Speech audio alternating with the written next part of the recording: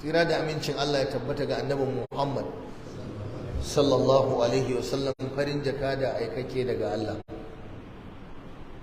wanda ya zo mana da alheri, wanda ya zo mana da kare mutunci da darajar dan adam da tsare jini,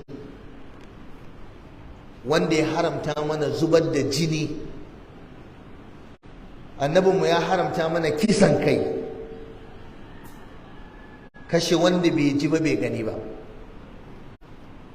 Ya ku yan uwa musulmi, wannan huduba tana magana ne akan hadarin kisan kai, hadarin kashe mutane, ko ta hanyar rikici, ko ta hanyar sabani, ko ta hanyar jayayya, ko ta hanyar gaba da kiyayya, ko ta hanyar siyasa, ko soja, ko gwamnati, ko tsakanin ƙasa da ƙasa. Zub da jini, kisa, ko harbi da bindiga, ko yanka wani, ko shaƙe shi, ko sa masa wuƙa, ko ta hanyar fashi da makami, ko ta'addanci, ko da sunan addini, ko da sunan ƙabilanci. Kashe mutum ba ƙaramin haɗari ba ne. Idan ka ji bayanin uƙubar da Allah ya tanada akan mai kisan kai, wallahi in ka taɓa yi za ka ji kamar ma da baka zo duniya ba da ya fi maka alheri. Da haka duk abin da zai kai ka kashe wani karka yi, da ka kashe wani gwanda a kashe ka ya fi maka. Ku gode wa Allah da Allah ya muku ni'ima, ya turo muku da annabi mai son ku, annabi mai ƙaunar ku, sallallahu alaihi wasallam.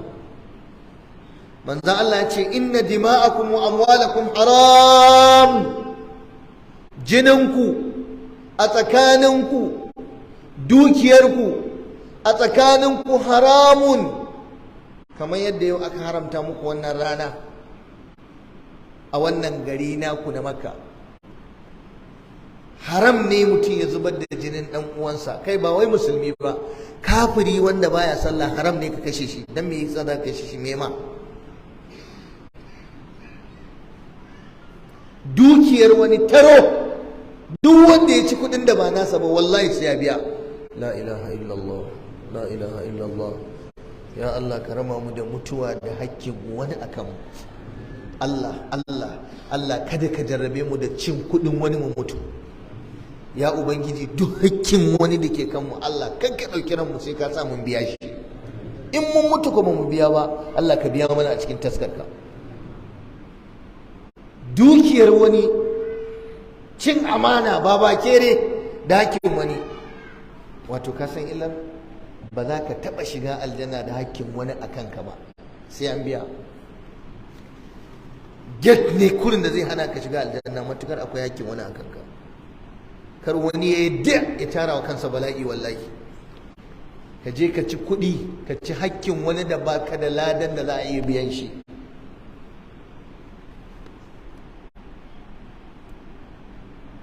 Tsare jinin mutane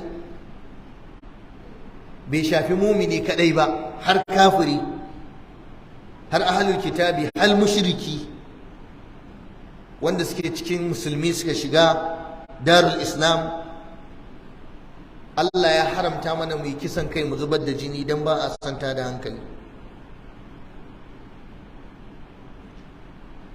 Idan da wani kafiri zai zo ya nemi makotakar wani dan uwan shi musulmi da suke zaune a gari guda, ana yaƙi ko ana kisa, sai wani kafiri sai ya zo ya ce bari dan Allah musulmi ka kare ni, sai ya shiga gidan musulmi, to haramun ne a kashe wannan kafirin, saboda ya nemi alfarmar musulmi.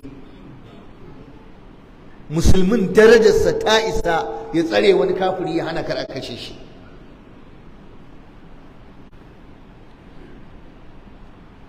Kuma an halatta musulmi ya rike kafiri, ya ɓoye shi, ya ajiye shi, saboda amanar da ke tsakaninsu, ko makotaka ko kasuwanci ko noma ko wani abu. Wa in ahadun minal mushriki nastajaraka fa ajirhu hatta yasma'a kalam Allah thumma ablighu ma'amana.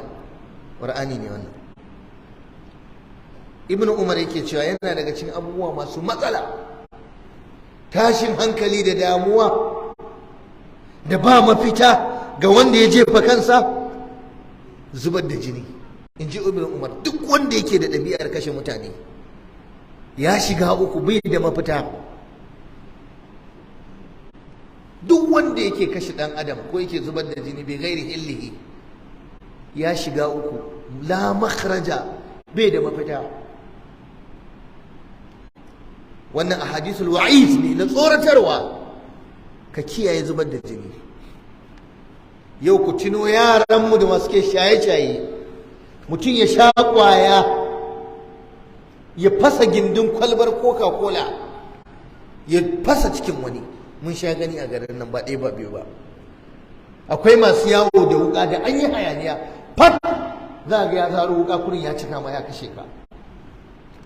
Malam a cikin hayaniya yanzu sai ka ga gawa a ƙasa wallahi. Saboda me? Yaranmu ba su san hadarin zubar da jini ba. Akwai malaman da suke gani tuba ma in ka kashe mumini da gangan, tuba ma in ka tuba Allah bai zai karba ba. Akwai masu wannan ra'ayi. Wannan Ibn Umar din yana daga cikin wanda da gangan ka zo ka zubar da jinin mutum, yace baka da mafita. Ka kashe wani, ka je ka zubar da wani, kuma ka je gaban Allah kana sa aljanna. Musulunci ya tsare muku jininku, ya hana ku dukkan abin da zai kai ku zubar da jinin wani. Allah tabaraka wa ta'ala ya hada kisan kai da shirka a cikin wannan aya, walladina la yad'una ma Allah ilahan akhar wa la yaqtuluna an-nafsa allati harrama Allah illa bil haqqi. La yad'una ma Allah ilahan akhar, shirka. Wa la yaqtuluna an-nafsa allati harrama Allah, kisan kai. Da shirka da kisan kai a wannan ayar Allah ya hada shirka. Ka san shirka shine zunubin da in ka mutu wallahi baka shiga aljanna ba. To yau a cikin ayar nan Allah hada da shirka da kisan kai. Kullum sai mutum ya zo ya kama sana'a bai da aiki sai dai a dauke shi ya je kashe wani. Yanzu a ƙasar nan fa akwai waɗanda su kawai aikin su in kana so a kashe maka wasu ko wani ka ba su kuɗi kawai za su je su kashe shi cikin dare, za su bi gida su je su kashe shi. Su sana'ar su kawai suna kwance ne wa za a kashe kawai. Ga sunan da yawa a hannun 'yan sanda, ga sunan da yawa suna yawo da cinsu da shansu, kawai kisa kawai. Inna lillahi wa inna ilaihi raji'un. Wai ta'alau atlu ma harrama rabbukum alaikum, kaji Allah tushriku bihi shay'a wa bil walidaini ihsana. Har yayi maganar shirka anan, har izuwa ƙarshe da yace wala taqtulun nafsa allati harrama Allah illa bil haqq, kar ku kashe rai da Allah ya haramta sai da haƙƙi. Manzon Allah yana cewa ku nisanci abubuwa guda 7 masu halakarwa. Shirka da Allah halaka ne, sihiri halaka ne, qatlun nafs kisan kai, zuban da jini, kashe wani. Wallahi ko soja kake ko dan sanda da bindiga kaje suka tura ka ka kashe wani, billahi alazim sai ka tsaya gaban Allah ka yi bayani. Ka ji da kyau.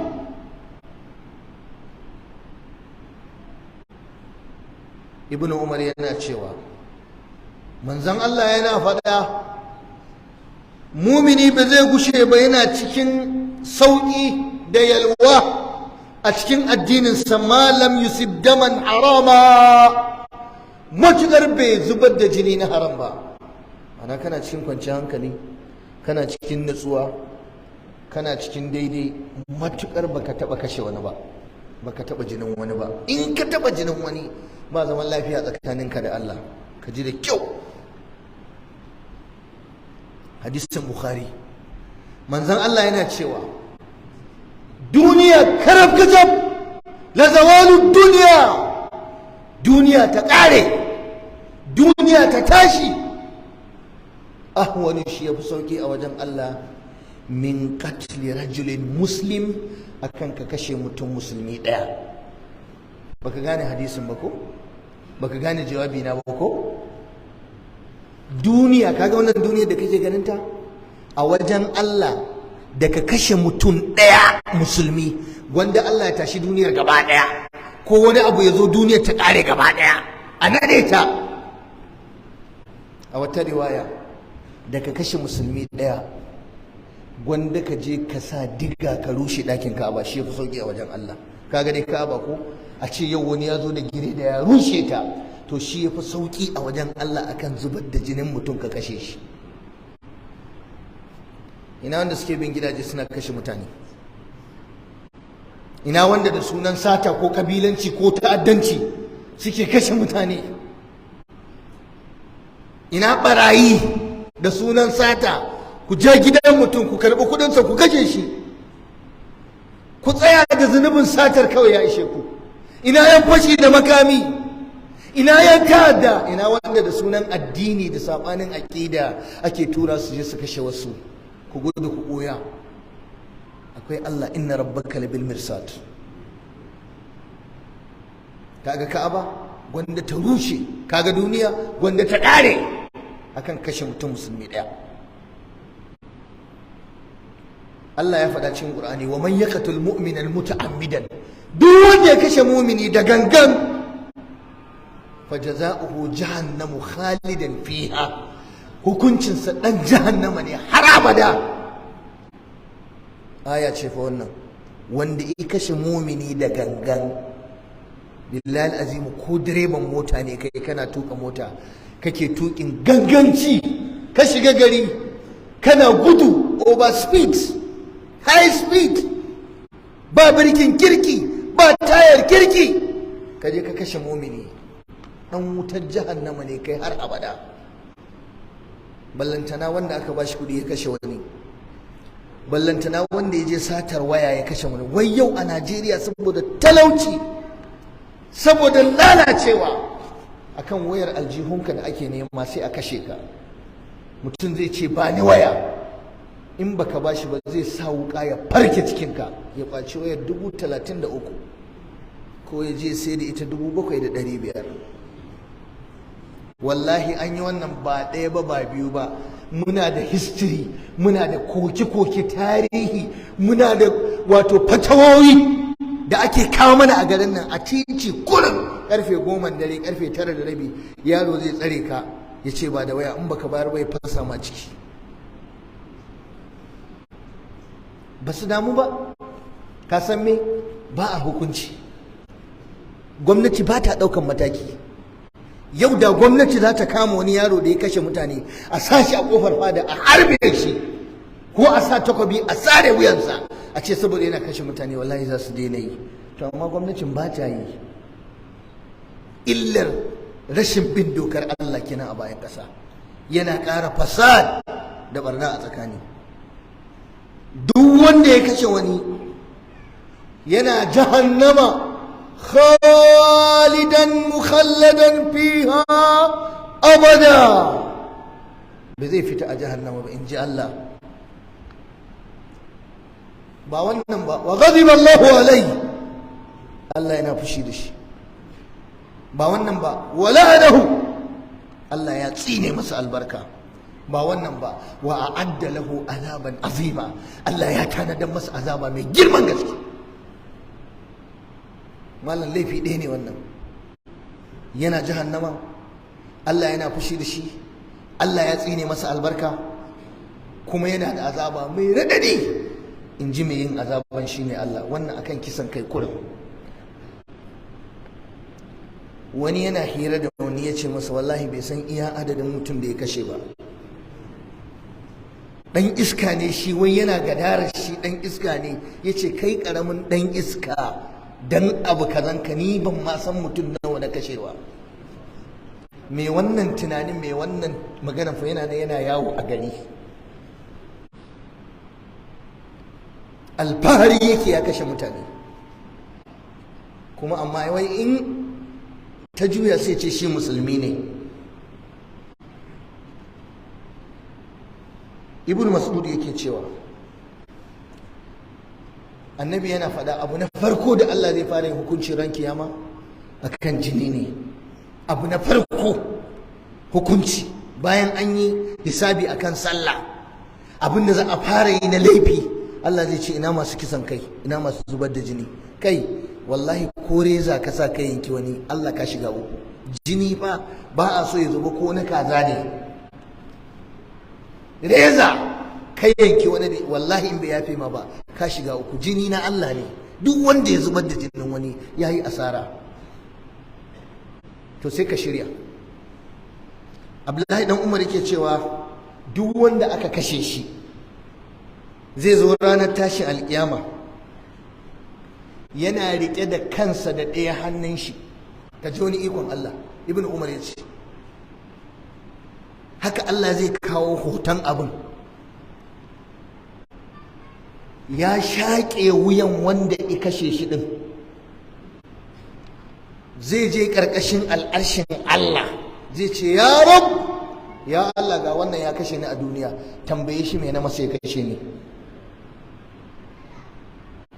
Allah zai ce wa mala'iku ku kai shi wuta kullum, sakamakon ka dan wuta ne kai. Wallahi duk wanda yake zubar da jini yake kashe mutane, wallahi dan wuta ne in bai tuba ba. In ya ci sa'a ma fa Allah ya karbi tuban, in mun dauki ra'ayin wanda suke karban za a iya tuba.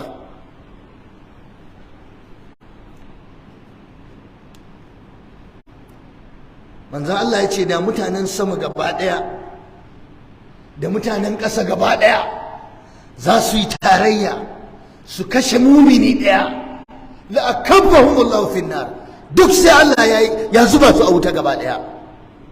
Ba ku gane hadisin ba ko? Halittan sama duka, halittan ƙasa duka su haɗu su kashe mumini ɗaya, fushin da Allah yake zai iya zuba su a wuta dukansu gaba ɗaya akan mai rai ɗaya mumini. Wani mutum ya tambayi Ibn Umar, kamar yadda Sa'id bin Mina ya rawaito, ya ce ni fa na kashe wani. Bayan ya ji ayoyin nan ya ce fa halli min tauba, zan tuba. Ibn Umar ya ce je ka nemi ruwan sanyi ka tafi da shi kabarinka. Ya ce wallahi har abada ba kai ba shiga aljanna. Haka Ibn Umar ya gaya mai, ya ce ta cika bani guri.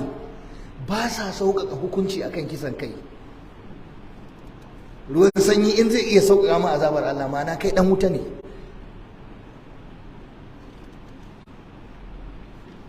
Dan kwana musulmi, babban dalilin wannan huɗuba shine kashe-kashe yayi yawa, zubar da jini yayi yawa. Dan adidi sau da adidi sau suna rikici, wani ya kashe wani, makoci da makoci ɗansa ya fito ya kashe wani, wani yana bin wani bashi bai biya shi ba ya soka mai wuka ya kashe shi. Rikicin siyasa, yanzu siyasar nan da ta gabata a iya jihar Kano kawai, wallahi ba za mu iya irga muku iya mutum nawa aka salwanta rayuwar suka tafi ba.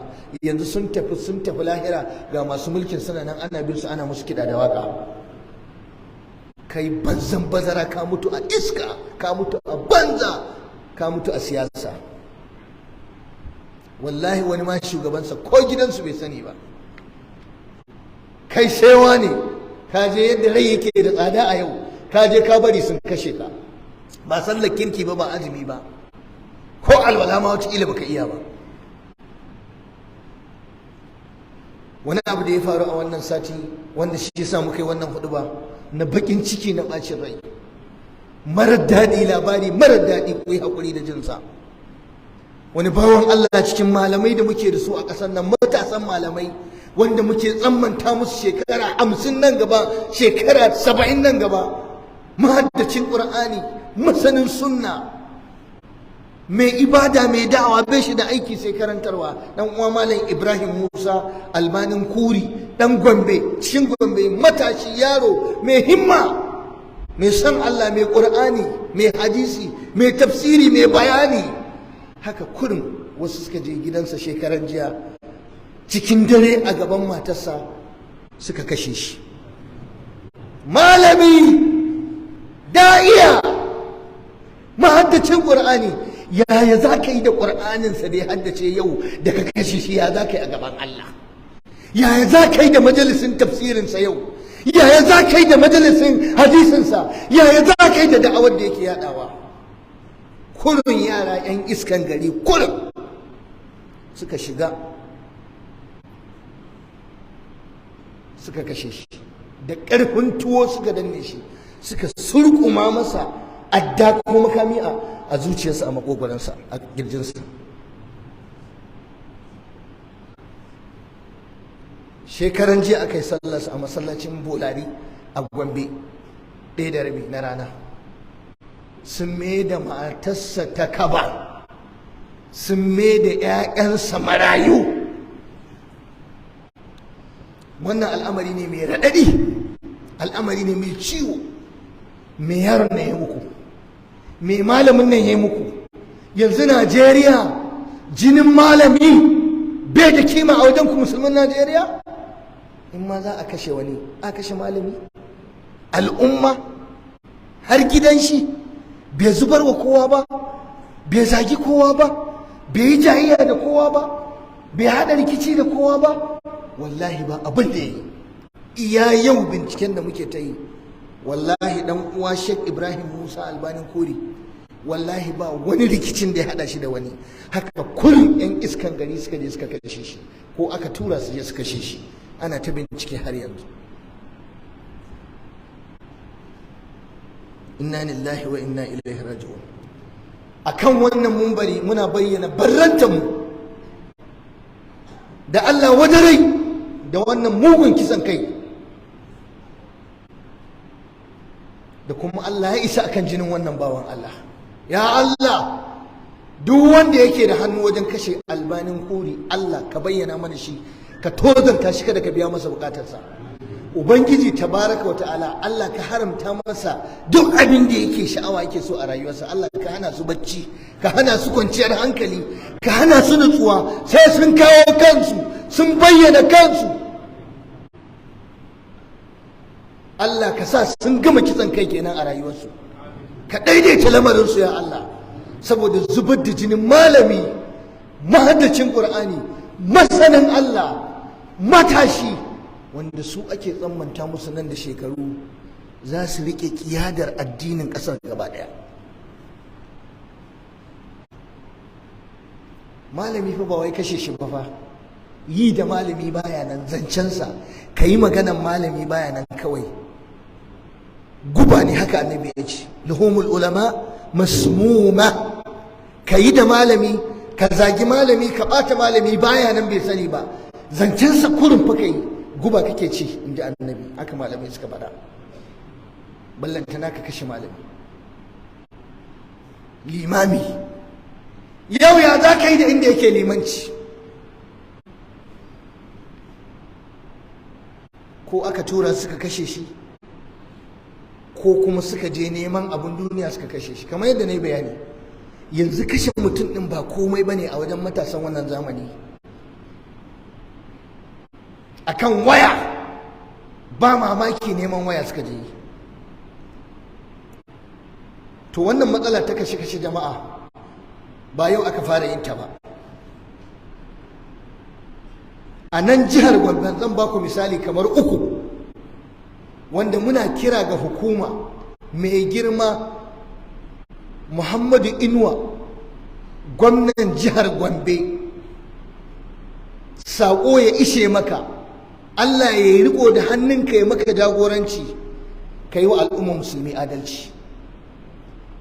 Ana samun zub da jini a jihar ka da yawa, ana kashe mutane masu daraja da addini da kima a jihar ka da yawa. Ranka ya daɗe, muna so mu ga mulkinka, muna so mu ga adalcinka. Ka bi jinin wannan yaro, wannan malami, gudunmawar da yake bayarwa a jihar Gombe ta fi gudunmawar da yawa kujerun siyasa suke bayarwa. ɗanka ne, ɗan jiharka ne, ya kai mai girma gwamna. Kwamishinan 'yan sanda na jihar Gombe, ka ji tsoron Allah, ka yi bincike. Ɗan sanda a Najeriya in ya so bincike wallahi zai, Allah ya ba su wannan, suna da damar bincike. In sun so aiki suna iya yi. ku gano suwa suka kashe wannan bawan Allah, ku dau mataki, in baka ba za a yi ta bin mutanen kirki ana musu kisan gilla ɗaya bayan ɗaya a gidajensu akan gadajen matansu. mai girma gwamna, ka sani cewa wallahi jinin wannan yaro Allah sai ya tambaye ka a kiyama, ko ka gama gwamna ko baka gama gwamna ba. wallahi kauna ta sa muke gaya maka wannan, ba shi kaɗai ba, duk wanda aka bari aka kashe shi haka kurin, ai daman shugabancin haka yake. ka yi iya ƙoƙarinka da ƙarfinka da mulkinka da ikonka ka nemo wannan haƙƙi, a ɗauki nauyin iyalinsa, a kula da makarantun 'ya'yansa, a duba halin rayuwar iyalinsa bayan ya mutu. jihar Gombe ta nuna masa wafa'i saboda gudunmuwar da yake bayarwa a jihar Gombe na karantar da mutane da da'awa. kwanan nan a dainan jihar Gombe din, wani matashi daga gida kurin ya fito daga shagonsa na sana'a, ya gama sana'a sai ya tattara dan abin da ya tattara zai fita ya je gida, duka bai wuce karfe 10 dare ba. wallahi malam yan iskan gari suka tsare shi take, suka datsa shi, suka kasa shi gida biyu, suka halakar da shi, ya mutu ya tafi.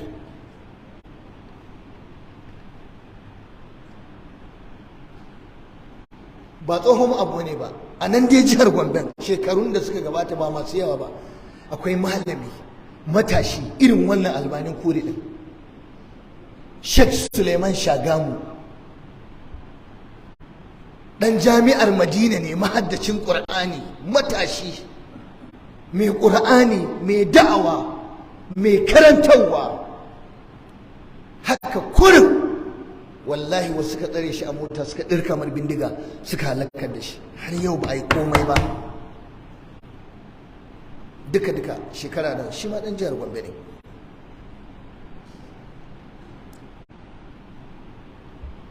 to me yasa wannan abubuwa suke faruwa haka? za mu yi bayani. a nan Kano an taɓa irin wannan, makamancin wannan, duk wannan ina muku misalin gaba ɗayansu malamai ne, mahaddata alkur'ani, masu da'awa, matasa ahlus sunna, wanda ana tsammanta musu alheri. akwai ɗan uwa Sheikh Malam Adam Jigawa ake ce da shi, amma a nan Kano yake, limami ne a wani babban masallaci a Ring Road nan Kano. haka kullum ɗan uwanmu ne, tare muka yi jami'ar Madina da shi, masanin Qur'ani na gaske, almajirin Malam Ja'far ne rahimahullahu ta'ala, Malam Adam mai kunya. wallahi haka kawai da daddare wasu 'yan iskan gari suka shiga, suka kashe shi a gaban matarsa, shi kuma kafo suka surkuma masa a kirjinsa, tun yana numfashi sai da yana jini ya zuba, suka halakar da shi. har yau shi ma ba abin da aka yi. mun yi tabi mun yi tai. Allah jikan mai girma mai martaba sarkin dutse marigayi, shi ya rike gabarar wannan bincike da daukan cewa wallahi sai an nemo wanda suka yi wannan abin, sai an dau mataki a kansu, amma Allah ya dauki ran shi. Malam Adam haka aka kashe shi, malami ne mai da'awa a nan cikin Kano, mai karantarwa, da ƙaho suka kashe shi. a wannan satin kafafen yada labarai suna fada a nan jihar Katsina wata mata aka same ta, aka kashe ta da ciki niki fa, kurin aka hallaka ta, aka kashe ta da ita da cikin gaba daya, aka binne su. wannan a satin na aka yi wannan. ba tsohon abu bane gare ku. kwanan nan a jihar Sokoto wani bawan Allah, sauyin zance kurin ake yi, muna kallo a hoto, aka yi ta jifansa sai da aka kashe shi. yaran gari, 'yan iskan gari, zaune gari banza suka yi ta jifa sai da suka kashe shi, ya tashi ya miƙe. kuma wallahi mutumin arziki, mutumin kirki, ba da laifin taro ba da laifin kwabo ba, a jihar Sokoto. kun sani haka aka yi ta yaɗa hoton mutumin nan, ina da bayaninsa yanzu a wayata. an kashe shi a shekaran jiya ko a jiya a ƙaramar hukumar Musa Local Government a jihar Katsina, a wani ƙauye na Katogi, da daddare kurin mutane sun fi 200 suka taho da makamai da bindigogi suka yi ta harba mutane. Allah ya san iya adadin mutanen da suka kashe a jihar Katsina. Na kawo muku waɗannan misalai ne don na goya muku blueprint da haƙiƙanin yadda Najeriya take ciki. Ban yi muku magana mutanen da aka kashe a titin nan ba, ban yi muku magana 'yan fashi da suke kama mutane su harbe ba, ban yi muku magana rikici da waye ba. To yanzu wannan halin da Najeriya cike ciki, ai muna buƙatar taimako ko? Ai ba mu da tsaro ko? To yanzu da wannan halin sai a ce za a ɗauki sojan Najeriya a kai shi Nijar ya je yaƙi. Akwai hankali a ciki? Al'ummar da take wannan rayuwa ana kashe mata mutane da waya akan waya. Ƙasar da take da fama da 'yan ta'adda a cikin dajin Zamfara, dajin kaza, dajin Katsina, dajin kaza. Wannan sojoji na ECOWAS din ai da taimaka mana kuka kawo mana su, mu ma Najeriya suka gyara mana ita tukun kafin a tunkari wani wuri. Akan an yi wa mutum ɗaya juyin mulki, mutum ɗaya akan shi kaɗai za a je a kashe mutanen da ba a san adadin su ba. A Nijar kawai aka fara yin juyin mulki? Ba a Nijar bane kawai aka fara yi. Duk malaman Najeriya sun yi ittifaki ba wanda ya goyi bayan wannan, kuma muna shaida wa duniya wallahi ba mu goyi baya ba. Da mu da Nijar uwa ɗaya uba ɗaya. In an taɓa Nijar an taɓa mu ne. Ba hikima a san duk yadda za a sulhunta su a zauna lafiya, amma magana amfani da bindiga da soja a ƙasar Nijar, kada Allah ya nuna mana wannan abu. Bai da daɗin ji, ba mu yi musu adalci ba. To kun ji ayoyi da hadisai akan zubar da jini. Sojojin Najeriya da 'yan sandan Najeriya da masu bindiga na Najeriya, kun ji abin da Allah ya ce akan zubar da jini da kashe wani. Mu dawo kan kes ɗin. Abin da ke faruwa yanzu a Najeriya shine malam matasa sun ɗauki makami a hannunsu. Wuka, adda, kayan kashe-kashe bila adadin. Mutane yau sun samu 'yanci, musamman matasa. An lalata ƙwaƙwalansu da shaye-shaye da kisan kai. In gwamnati ba ta gyara wannan abun ba, to ba wani babban mutum da zai fita titi nan gaba ya rinka rayuwa ya ji daɗi. Ba wani attajiri da zai fita ya ji daɗi. Ba wani mai mulki da za a yi mai jiniya, ko wani basarake da zai ɗaura rawani ya zo ya riƙe sanda a gaban mutane. Waɗannan yaran in kuka basu ba ku taimake su suka gyara wannan abun ba, ba kwa ɗaukan mataki ana gyara wannan abu, wallahi ba wanda zai ji daɗi a ƙasar nan. Kada Allah ya kawo mana lokaci. Bincike ya nuna wannan malami da aka kashe, matasa ne suka shigo gidan shi, sun cika da ƙwaya da shaye-shaye, suka yi mai wannan ta'addanci. Kuma su ɗin ne dai ake nema, in za a yi ta'addancin su ake nema. To abin da yake faruwa, ya kamata mu sake tunani, ya za mu yi da waɗannan matasa ne. Ni a fahimta ta ina ga akwai kurakuran da ake akan su waɗannan matasa masu shaye-shaye, 'yan kalare, 'yan daba, 'yan area boys, 'yan kaza 'yan kaza.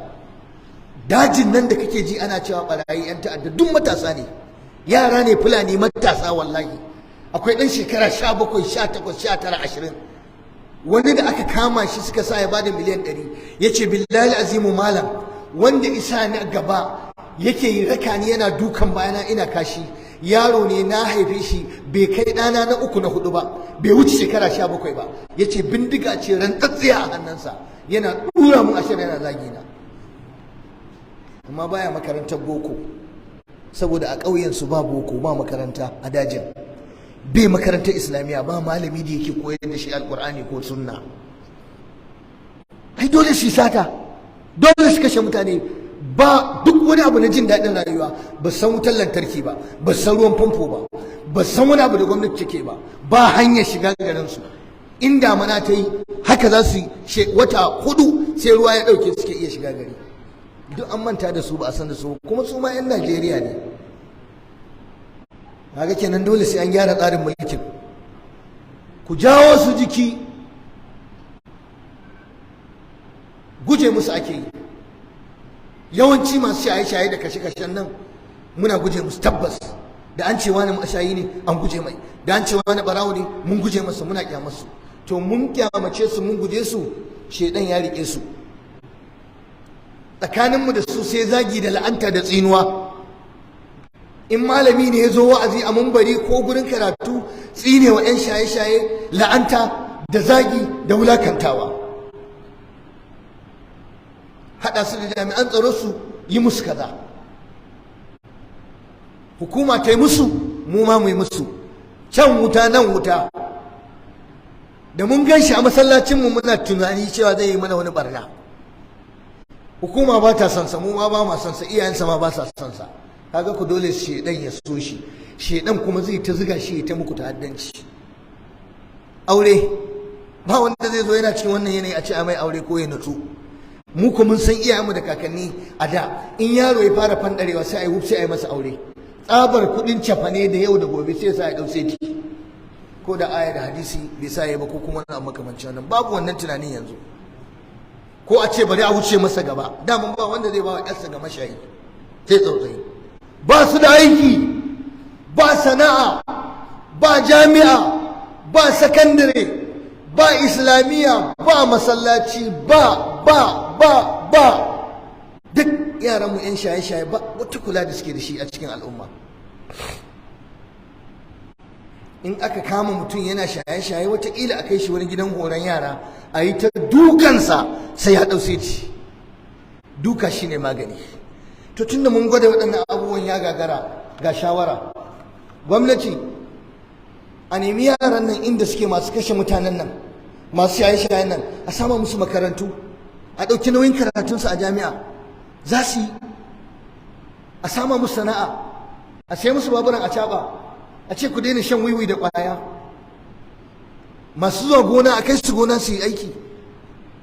Guraren da kuke buɗe na sana'o'i ku kai su, a koya musu walda, a koya musu kafinta. 'Yan Najeriya ne su ma, tunda sun fi ƙarfinmu, suna bin mu har gida suna kashe mu. Dan ƙwaya ɗaya, ɗan shaye-shaye in ya bi layi na in mai kisan mutane ne, wallahi kowa guduwa yake. Mutum ɗaya, yaro ɗaya zai iya baza mutum 100.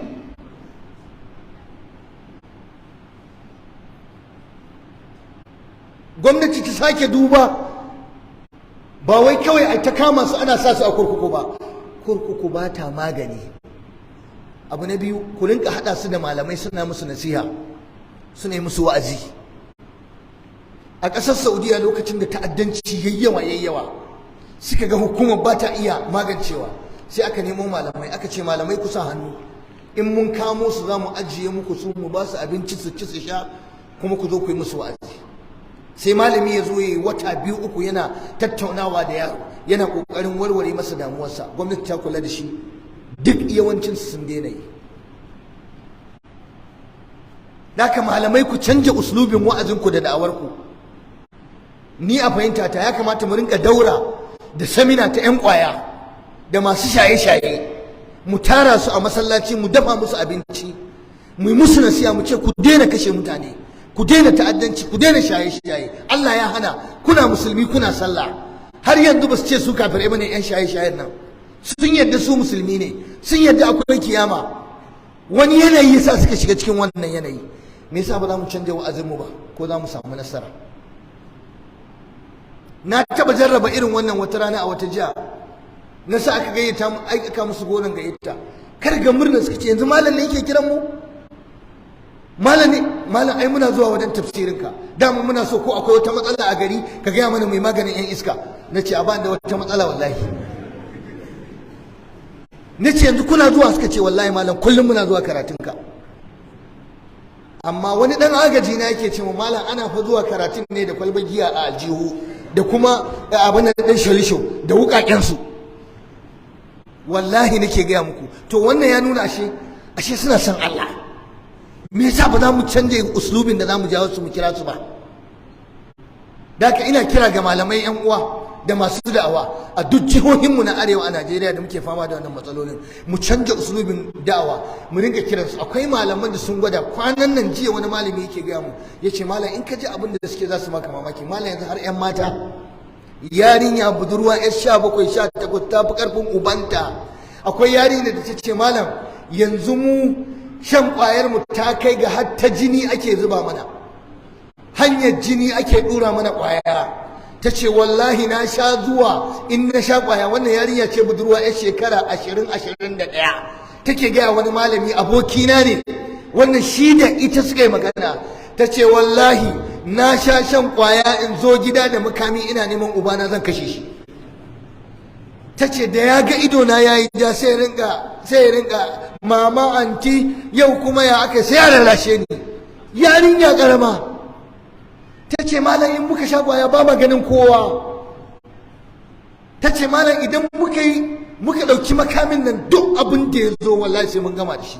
Akwai garin da na sani irin wannan masu shaye-shaye wallahi in suka yi kora suka taho akuya in sun ganta a titi sai sun raba ta gida biyu.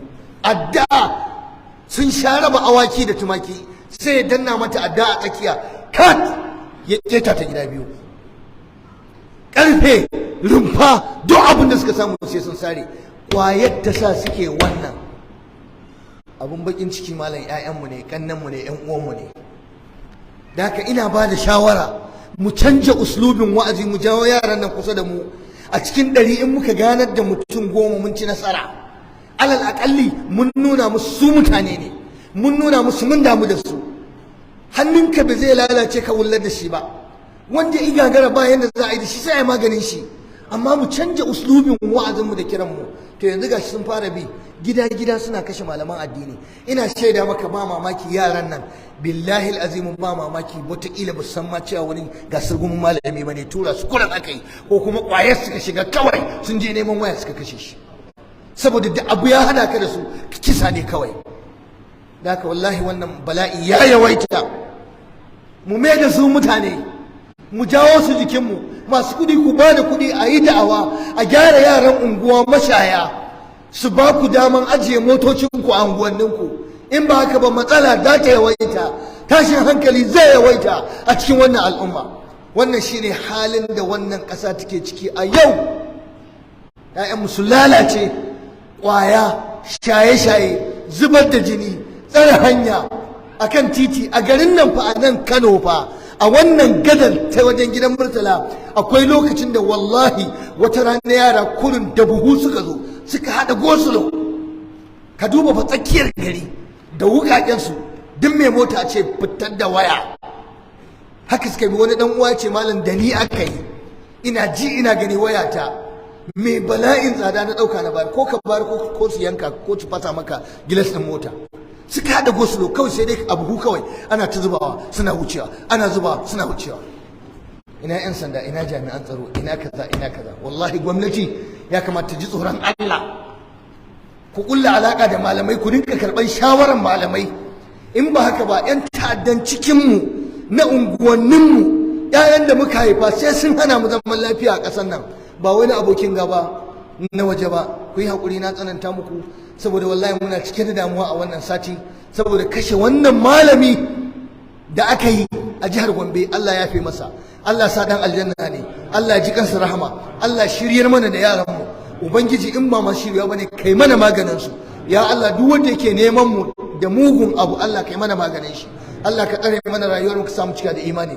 Allahumma izzil islam wal muslimin wa adhil ash-shirka wal mushrikin wa dammir a'da' ad-din wa ansur ibadak al muwahhidin واهم عودة الدين يا رب العالمين. وقوموا إلى صلاتكم يرحمكم الله.